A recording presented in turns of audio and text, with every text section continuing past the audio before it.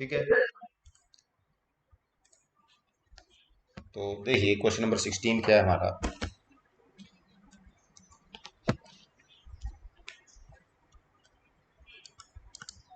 Screen सभी देख पा रहे हैं बच्चे? Question number 16, prove that cos 9x minus cos 5x, cos 9x minus cos 5x over sin 17x minus sin 3x, इसको हमने प्रूव करना equal to sin 2x over cos 10x। तो लेफ्ट हैंड साइड से चलेंगे हम। Left hand side ये आपका आ गया cos 9x minus cos 5x over sin 7x minus sin 3x। अब आपने cos माइनस cos का फार्मूला पढ़ा हुआ है ना? क्या होता है वो, कोई बच्चा बता सकता है? But is cos x minus cos y।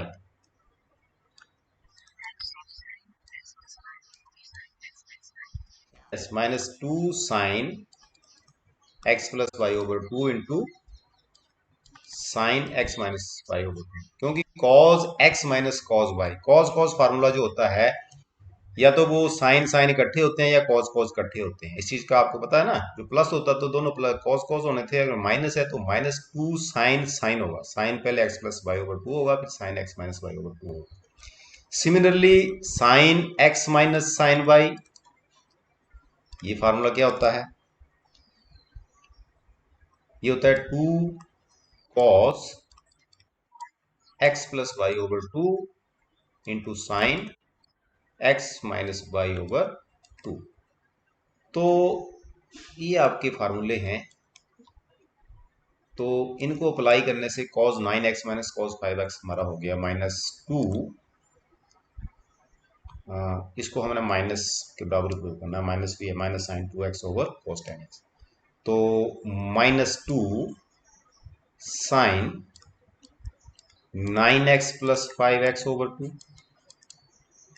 Into sine 9x minus 5x over 2 over 2 cos x cos 7x plus 3x over 2 into sine 7x minus 3x over 2। This becomes minus 2 sine 9x plus 5x हो गया 14, and 14 divided by 2 that is 7x into sine 9 minus 5 हो गया 4, 4 divided by 2 that is sign 2x, and this is 2 cos 7 plus 3 कितना हो गया?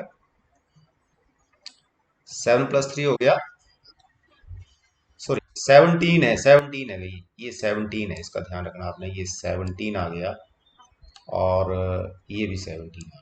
तो 17 plus 3 हो गया 20, 20 बाई 2 हो गया 2 cos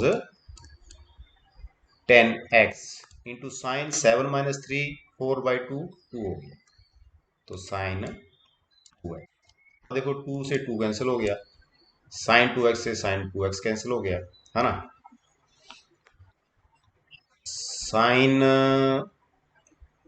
चाहिए कि हमारे को साइन 2x चाहिए और cos 10x, cos 10x आ गया।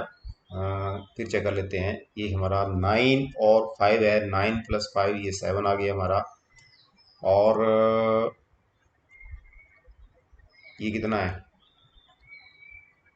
cos ये हो गया हमारा 2 sine 9x plus 5x over 2 sine 9x minus 5 over 2, ठीक है।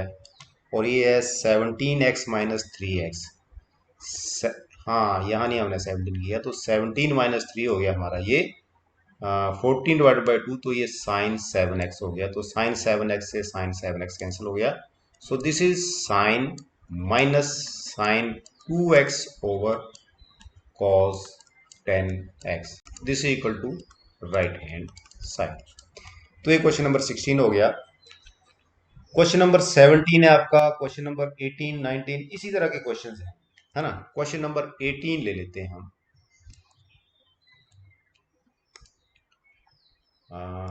चलो क्वेश्चन नंबर 18 ले लिया हमने। लेफ्ट हैंड साइड से हम स्टार्ट करते हैं इसको।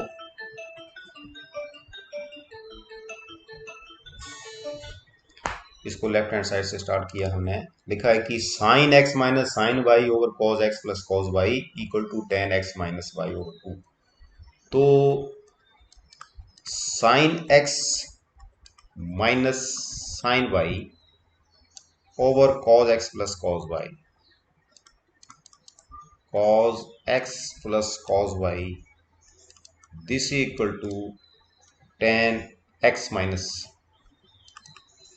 y ओवर 2 के बराबर आपने प्रूव करना है। तो ये क्वेश्चन आपका, यहां से आप लेफ्ट हैंड साइड ले लीजिए। This is sine x minus sine y over cos x plus cos y। अब sine x minus sine y formula, सीधा फार्मूला लगाना आपने। दिस इज, बोलो, टू, क्या होता है? यस, टू कॉस एक्स, बिल्कुल ठीक, two cos x plus y over two into sine x minus y over two divided by cos plus cos. ये क्या होगा? टू, दोनों कॉस ही होंगे है ना, कॉस प्लस कॉस है। Two cos x plus y over two into cos x minus y over two. तो two two तो यहाँ कैंसिल हो गया। दिस इज इक्वल टू, अब देखो चाहिए क्या हमारे को? हमारे को चाहिए tan x minus y over two. तो ऊपर आ गया हमारे पास two cos x plus y over two, ये कैंसिल हो गया। Two cos x plus y over two हमारे पास रह गया sine x minus y over two over cos x minus y over two, मतलब sine theta over cos theta, that is tan जो भी एंगल है x minus y over two, and this is equal to right hand side. तो बच्चों इस तरह के question है ये। आई थिंक आप इन सभी को कर लेंगे, फार्मूले ही इन्वॉल्व हैं, है ना। कर लेंगे ना आप सभी क्वेश्चंस को इनको। ये क्वेश्चन जो आपने करने हैं मोस्टली क्वेश्चन नंबर 20 तक ही करने हैं आपने ना। आगे भी कर सकते हैं आप, कोई दिक्कत नहीं है। आगे थोड़े लेंथी क्वेश्चन आगे वाले है ना, एग्जाम में आते काम है, लेकिन आप कर सकते हैं इनको, कुछ भी नहीं है, वही फार्मूले अप्लाई होने हैं इनमें। कोई दिक्कत आएगी तो आपने मेरे को बता देना। तो इससे आगे अब ट्रिग्नोमेट्रिक इक्वेशंस आती हैं। यहां से आपको एक क्वेश्चन आता है, थोड़ा समझने वाली बात है, इसको आपने ध्यान से समझना है। ट्रिग्नोमेट्रिक इक्वेशंस ये ट्रिग्नोमेट्रिक इक्वेशन जो है कि equations involving trigonometric functions of a variable, उनको हम ट्रिग्नोमेट्रिक इक्वेशन बोलते हैं। कि ऐसी इक्वेशन जो ट्रिग्नोमेट्रिक फंक्शन उनमें इन्वॉल्व होता है उसको हम बोलते हैं ट्रिग्नोमेट्रिक इक्वेशन। जैसे अब इसमें एक होता है प्रिंसिपल सोल्यूशन फाइंड करना होता है आपने, और एक आपने जनरल सोल्यूशन फाइंड करना होता है। प्रिंसिपल सोल्यूशन और जनरल सोल्यूशन। अब प्रिंसिपल सोल्यूशन क्या होता है? The solution of a trigonometric equation for which x is from 0 to 2y are called principal solutions.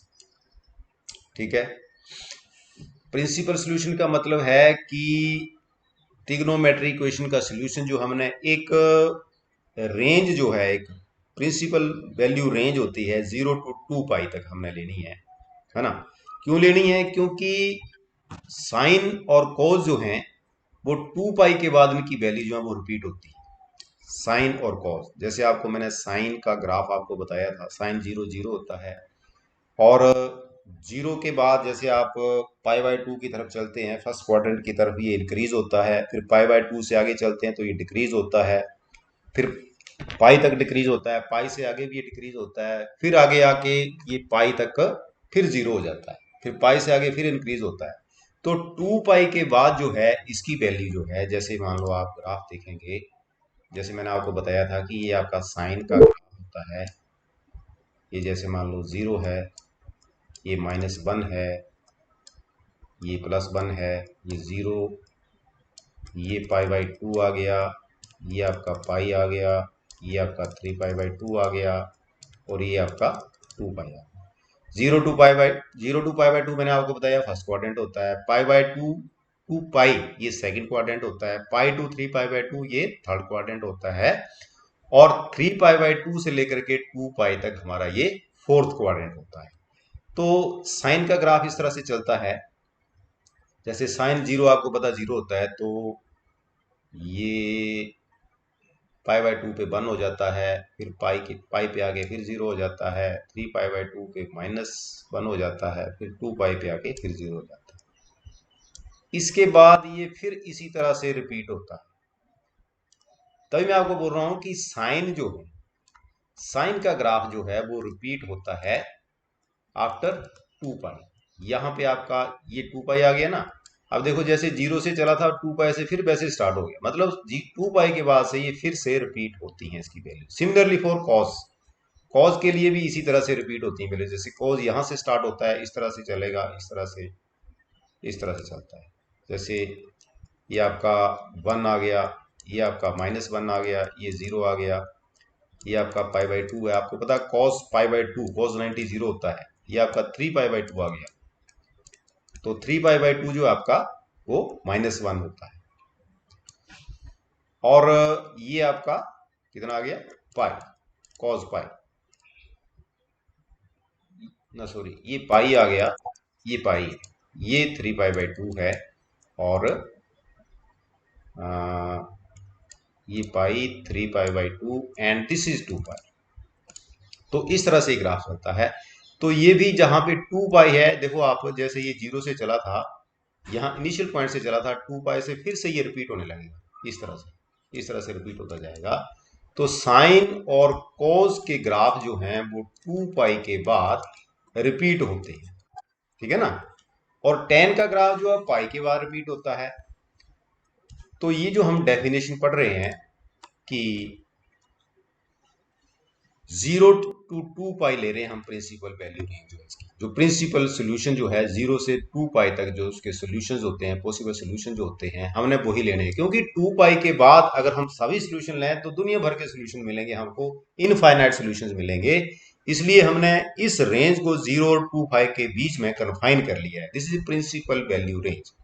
Okay, आगे जनरल सोल्यूशन। जनरल सोल्यूशन होता है the expression involving integer n, उसमें integer n जो है वो इन्वॉल्व होता है जनरल सॉल्यूशन में। तो which gives all solutions of a trigonometric equation is called general solution, ठीक है ना। कि ऐसा जनरल सॉल्यूशन जो हमारे को सभी पॉसिबल सॉल्यूशन जो है वो दे देता है, यानी कि उसमें n होता है एक इंटीजर, उसमें आप n की कुछ भी वैल्यू डाल सकते हैं, उसमें आपको जितने भी उसके सॉल्यूशन पॉसिबल हैं वो सभी सॉल्यूशन मिल जाते हैं। उसको हम बोलते हैं general solution of the trigonometric equation. देखिए कुछ क्वेश्चन करते हैं, आपको समझ आएगा।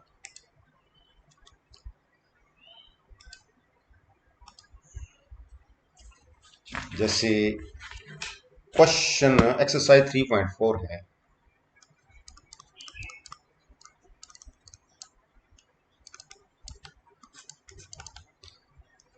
इसका फर्स्ट क्वेश्चन लिखा है कि find the principal and general solution.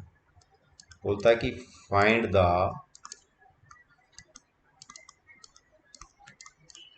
Principal and general solution of the following equation. तो पहली इक्वेशन है tan x this equal to √3।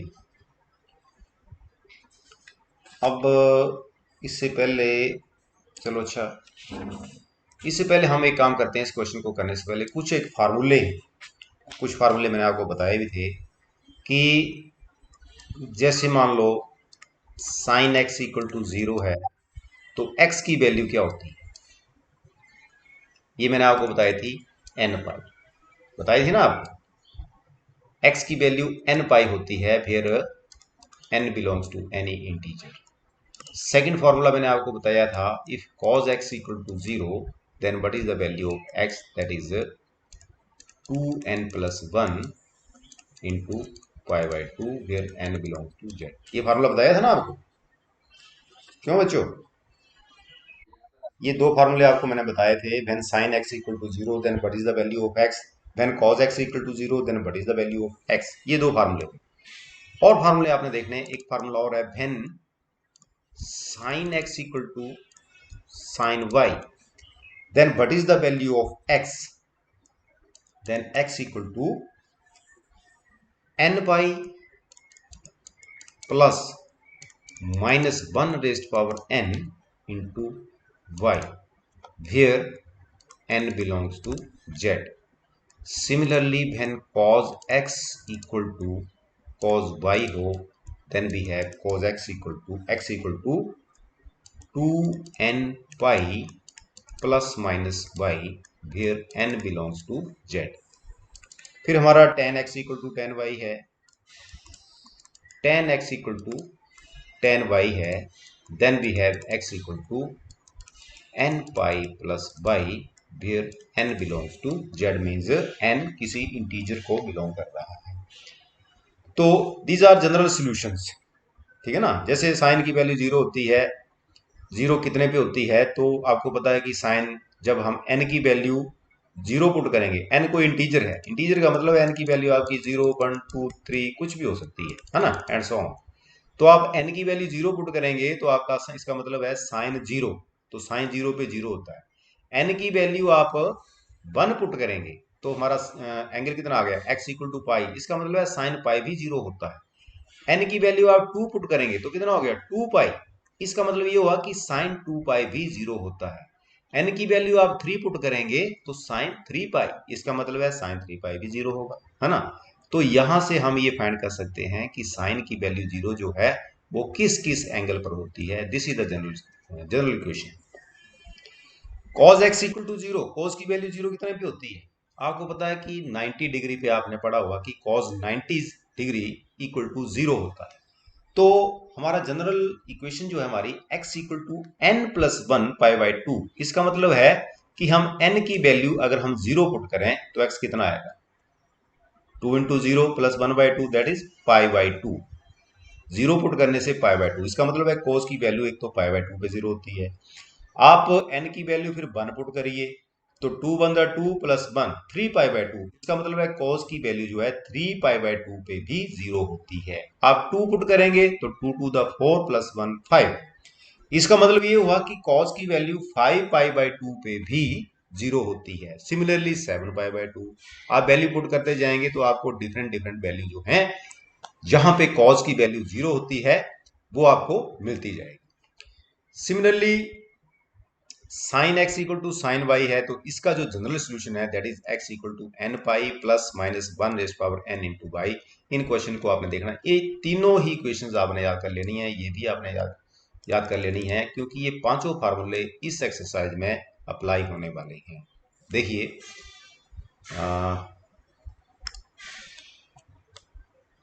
अब करते हैं हम क्वेश्चन एक्सरसाइज 3.4। इसका फर्स्ट क्वेश्चन है कि प्रिंसिपल और जनरल सॉल्यूशन फाइंड करना हमने। tan x इक्वल टू √3,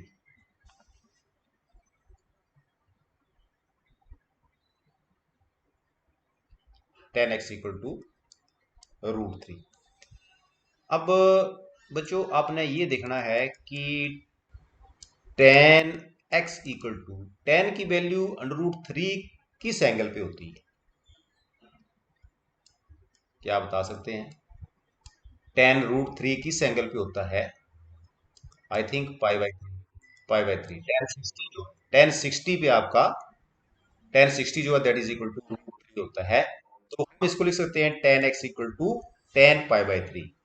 ठीक है, सेटिस्फाई होगी ना क्वेश्चन की, क्योंकि tan पाई बाई थ्री की वैल्यू √3 होती है। तो हमारी ये क्वेश्चन बन गई tan x equal to tan pi by three. अब प्रिंसिपल सॉल्यूशन जो है, जैसे मैंने आपको बताया कि 0 और 2 पाई के बीच में जो पॉसिबल वैल्यूज हैं, दो वैल्यूज आएंगी प्रिंसिपल सॉल्यूशन में, तो दूसरी वैल्यू भी हमने चेक करनी है कि दूसरी वैल्यू इसकी क्या हो सकती है। अब tan पाई बाई थ्री आपका आ गया √3, अब हमने देखना है कि tan जो है किसी एक और क्वाड्रेंट में पॉजिटिव हो सकता है। π/3 तो फर्स्ट क्वाड्रेंट हो गया ना, ये 60 डिग्री फर्स्ट क्वाड्रेंट में आ गया। तो tan जो है वो थर्ड क्वाड्रेंट में भी पॉजिटिव होता है ना, होता है ना। तो it can also be written as tan pi plus π/3। tan π/3 को क्या हम tan पाई प्लस π/3 लिख सकते हैं ना। आप ध्यान दीजिए कि tan पाई प्लस π/3 ये कौन सा क्वाड्रेंट हुआ, इट इज थर्ड क्वाड्रेंट। ये कौन सा क्वाड्रेंट है, थर्ड क्वाड्रेंट है, समझ रहे हैं ना। This is pi, so pi plus, this is third quadrant, और थर्ड क्वाड्रेंट में tan पॉजिटिव होता है, cos all sine tan cos, right. तो जैसे हमने tan पाई लिखा है, तो हम इस एंगल को लिखना चाहें तो क्या लिखेंगे, फिर से हम लिख सकते हैं tan π/3। पाई है तो tan ही रहेगा, π/3 है तो π/3 का π/3 आएगा, प्लस आएगा। दोनों सेम ही चीजें है ना, वो समझ रहे हैं, वो समझ रहे हैं कि नहीं समझ रहे हैं। और इसको हम लिख सकते हैं 3+1, 3 + 3 + 1 4π/3। इसको हमने सम अप किया तो tan 4π/3 हुआ। तो मतलब एक सोल्यूशन हमारा ये आया और दो एंगल आ गए हमारे, यानी कि √3 वैल्यू जो है tan π/3 की वैल्यू भी √3 होती है और tan 4π/3 की वैल्यू भी √3 होती है। सो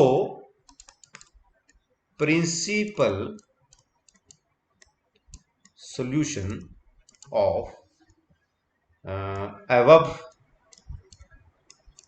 equation is x equal to, जैसे tan x equal to this, so x की वैल्यू आपकी एक तो π/3 आ गई और दूसरी 4π/3 आ गई। ये आपका आया प्रिंसिपल सोल्यूशन, ठीक है। इस बात को समझे आप। चलिए आगे हमने जनरल सोल्यूशन फाइंड करना है। तो जनरल सोल्यूशन जो है, जनरल सोल्यूशन, जनरल सोल्यूशन में हमने क्या करना है, जैसे हमारे दो एंगल हैं, एक तो π/3 आ रहा है हमारा, एक और π/3, तो हमने मिनिमम एंगल है, मिनिमम जो एंगल है वो लेना है, क्योंकि आपका tan x equal to tan y, ये फार्मूला हमने अभी अभी पढ़ा। तो x की वैल्यू क्या होती है, n पाई प्लस y, यही पढ़ा ना हमने फार्मूला। ये देखो tan x equal to tan y, so बटवाज x equal to n pi plus y। तो इसका यूज करना हमने यहां पे।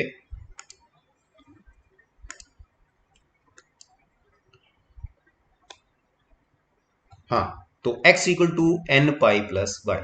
अब देखिए यहां पे हमारा है क्या, इक्वेशन क्या है, so we have tan x equal to tan π/3। हमने इस इक्वेशन को हमने यूज करना है। tan x इक्वल टू √3 है ना, तो tan x equal to tan π/3 भी है और tan x equal to tan 4π/3 भी है। तो मैंने आपको बताया कि जनरल सोल्यूशन लेती बार हमने मिनिमम एंगल जो है वो कंसीडर करना है। तो this is tan π/3, so tan x equal to tan y। तो यहाँ पे y क्या है, y क्या है, π/3। So general solution is x equal to n pi, ये हमने n पाई का n पाई लिख देना है, जो भी ये फार्मूला है, प्लस y क्या है, π/3, where n belongs to integer. So this is general solution, this is general solution, and these are the principal solutions. So we have x equal to π/3 and 4π/3, these are the principal solution of the equation, and general solution is x equal to n pi plus π/3, right। अब second question देखते हैं, आपको और ज्यादा understand होगा। जैसे इसमें हमारे को दिया है कि सीकेंट x इक्वल टू 2 दिया है, तो सीकेंट को कन्वर्ट कर लो आप कॉज में। सीकेंट x इक्वल टू 2 है तो कॉज x क्या हो, सीकेंट x की वैल्यू अगर 2 है तो कॉज x की वैल्यू क्या होनी चाहिए, 1/2 होनी चाहिए, बिल्कुल ठीक। So we have cos x equal to 1/2 and it can be written as cos की वैल्यू आप बताएंगे 1/2 किस एंगल पे होती है, π/3 पे ही होती है ना, because cos 60 degree that is equal to 1/2 and अब दूसरी वैल्यू भी आपने चेक करनी है। π/3 जो आया ये फर्स्ट क्वाड्रेंट आया है ना, हमने 0 to 2 के बीच में, जैसे आपको पता है ये फर्स्ट है, ये सेकंड क्वाड्रेंट है, ये थर्ड क्वाड्रेंट है और ये फोर्थ क्वाड्रेंट है, तो π/3 इस क्वाड्रेंट में एग्जिस्ट कर रहा है। अब ये वैल्यू पॉजिटिव है तो इसका मतलब है, मतलब सभी ट्रिग्नोमेट्रिक आइडेंटिटी जो हैं वो किन्हीं दो क्वाड्रेंट में पॉजिटिव होती हैं। पहले में तो सभी होते हैं ना, और एक और क्वाड्रेंट होता है जिसमें इंडिविजुअली वो पॉजिटिव होती हैं। जैसे कॉज और किस क्वाड्रेंट में पॉजिटिव होता है बता सकते हैं आप? इसमें इसमें नहीं होता है, फोर्थ क्वाड्रेंट में ऑल साइन टेन कॉज होता कि नहीं होता है? होता है ना, ये 2 पाई, ये पाई, ये π/2, ये 3 π/2। तो फोर्थ क्वाड्रेंट में भी इसकी वैल्यू कोई ना कोई होगी, तो वो हमने फाइंड करनी है। तो बता सकते हैं आप क्या हो सकती है वो फोर्थ क्वाड्रेंट, यानी कि 2 पाई माइनस करेंगे आप, है ना, 2 पाई माइनस π/3 करेंगे तो उसकी वैल्यू भी आपकी cos π/3 ही आएगी।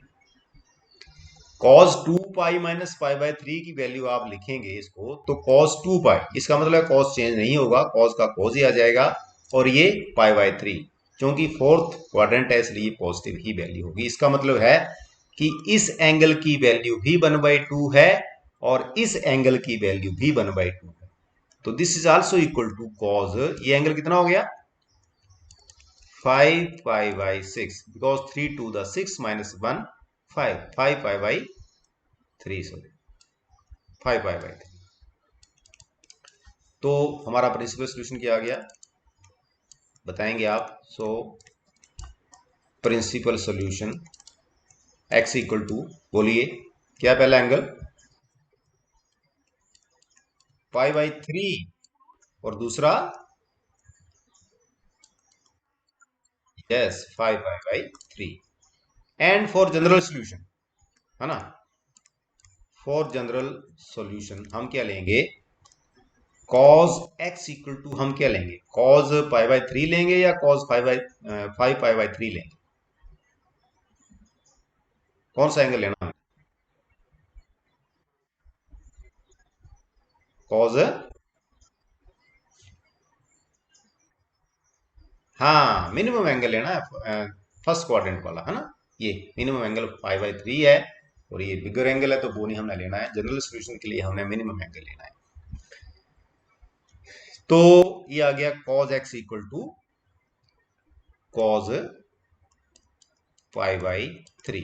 सो general solution cos x equal to cos y, हमने फार्मूला पढ़ा, if cos x equal to cos y है then what is the value of x, that is 2n pi plus minus y, ये formula है।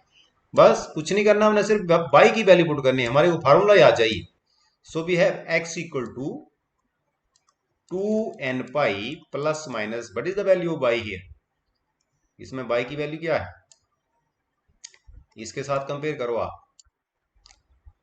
इसके साथ compare करो cos x equal to cos y, ये x है, cos y क्या है, देखो क्या है y की जगह π/3 है, तो 2n pi plus minus π/3। so this is general solution and these are principal solutions।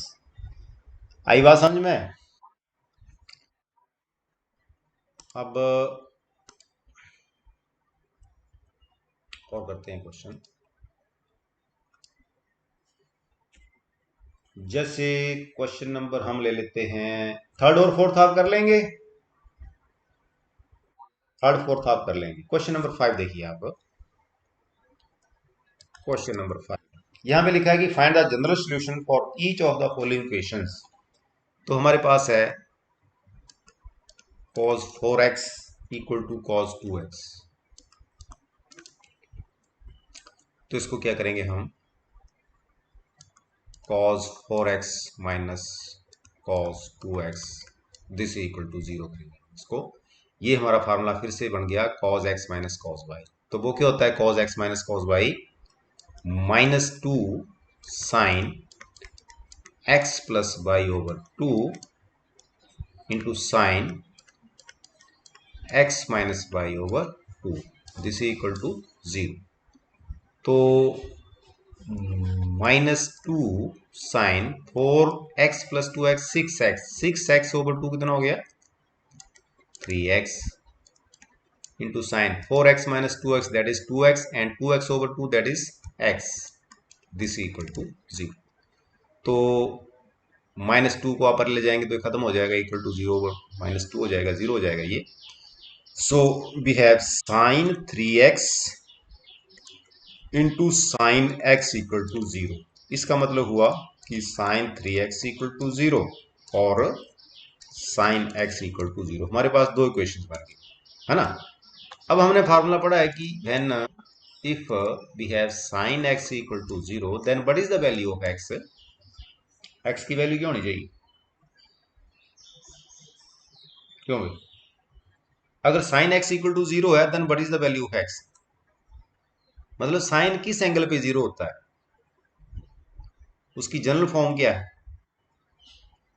n पाई, है ना।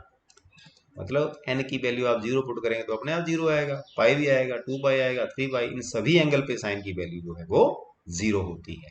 तो if sine x equal to 0 then x equal to n pi. देखिए मैंने आपको फार्मूला लिखाए हैं ये देखिए, if sine x equal to 0 then what was x equal to n pi where n belongs to z। तो अब हम साइन, अब यहाँ पे क्या है साइन 3x इक्वल टू 0 है then what is the value of x। अब साइन 3x हमने फार्मूला पढ़ा साइन x का, तो x इक्वल टू ये होता है, अगर 3x है तो 3x इक्वल टू होगा 3x equal to n y where n belongs to z। और यहाँ पे x इक्वल टू 3 को उधर ले आए तो n pi by 3 where n belongs to z। और दूसरा केस है sine x equal to 0 then we have x equal to very simple n pi where n belongs to z। तो x equal to n pi और x equal to n pi by 3, these are two value, these are two general solutions of this equation. ठीक है भाई, एक और question कर लेते हैं, क्वेश्चन नंबर ले लेते हैं हम, क्वेश्चन नंबर 6 ले लेते हैं। क्वेश्चन नंबर 6 लेते हैं हम, cos 3x plus cos x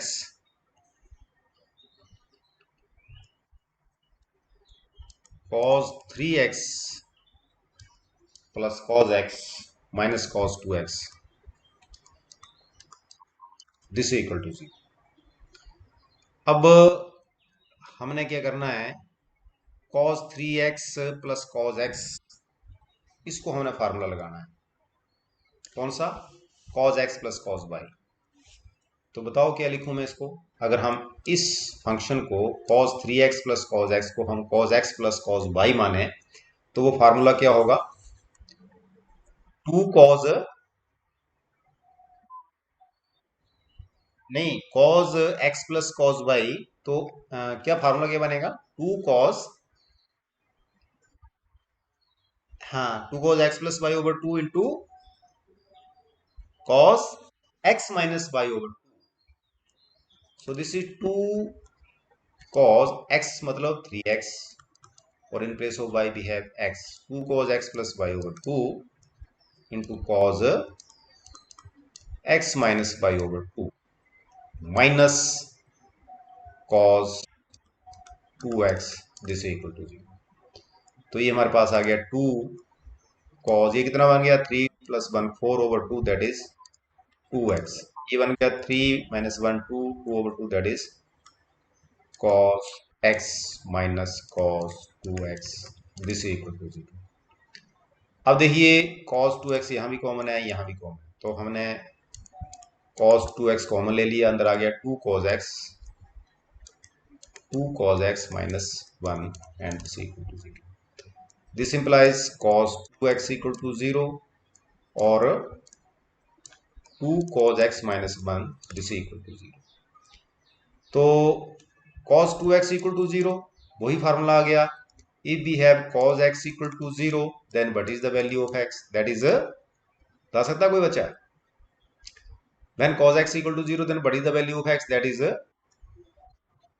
2n plus 1 pi by 2 where n belongs to। तो यहाँ पे cos x equal to 0 है, तो यहाँ पे cos 2x है, तो हमने 2x लिखना है। 2x equal to 0, this is 2n plus 1 pi by 2। अब x equal to देखना कितना आता है, तो 2 इधर आ जाएगा, 2n plus 1 pi by 2 into 2 4 होगी, राइट। अब इस क्वेश्चन को देखते हैं। This is 2 cos x equal to 1 and cos x equal to 1 by 2। अब फिर वही बात आ गई, cos x की वैल्यू 1 by 2 किस एंगल पे होती है? This equal to cos pi by 3, cos 60 पे होती है ना value, cos 60 equal to 1 by 2। So we have cos x equal to cos pi by 3। तो यहाँ पे x की वैल्यू क्या आएगी? वही general solution. If we have cos x equal to cos y, then what was the value of x? That was 2n pi plus minus y, here n belongs to here. ये पढ़ा था ना हमने। तो cos x equal to cos pi by 3, so we have x equal to 2n pi plus minus y। ये फार्मूले आ चाहिए आपको, जनरल फार्मूला, बाकी कुछ नहीं करना, सिर्फ हमने y की वैल्यू डालनी है इसमें, बाकी हमने एज इट इज लिख देना है इसको। So x equal to 2n pi plus minus y की वैल्यू है यहाँ पे कितनी? pi by 3, here n belongs to z and here also n belongs to z। तो ये वैल्यू आ गई cos की, इसकी x की 2n प्लस 1 पाई बाई 4, और दूसरी वैल्यू आई x equal to 2n pi plus minus pi by 3। सो इस टाइप के क्वेश्चंस हैं। आई थिंक आप अब इन सभी क्वेश्चंस को कर लेंगे ना। पहला क्वेश्चन हमने कर लिया, दूसरा क्वेश्चन हमने कर लिया, क्वेश्चन नंबर 5 हमने कर लिया है, बाकी टोटल 9 क्वेश्चंस आर देयर। तो अभी आपने ये एक्सरसाइज 3.4 के सभी क्वेश्चंस करने हैं, और बाकी 3.3 एक्सरसाइज जो है आपकी, जो हमने कुछ क्वेश्चन नहीं किए हैं, वो भी आपने करने हैं। कम से कम 20 क्वेश्चन कर लेने हैं एक्सरसाइज 3.3 के, और 3.4 के आपने सभी क्वेश्चन जो है वो कर लेने। ठीक है, तो ठीक है, आज के लिए काफी है, इतना ही।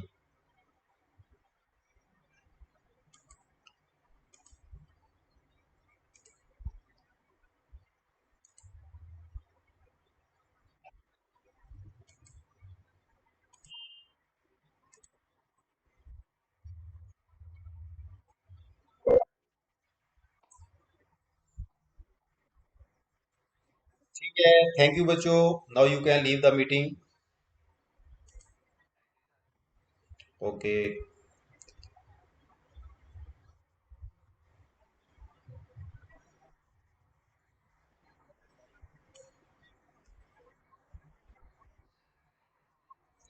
अटेंडेंस लगा लेते हैं, रुको एक मिनट। अटेंडेंस, हाँ, अपने अपने कमेंट सेक्शन में अपना अपना नाम लिख के लिख दो मेरे को, मैं कर लेता हूँ नोट, है ना।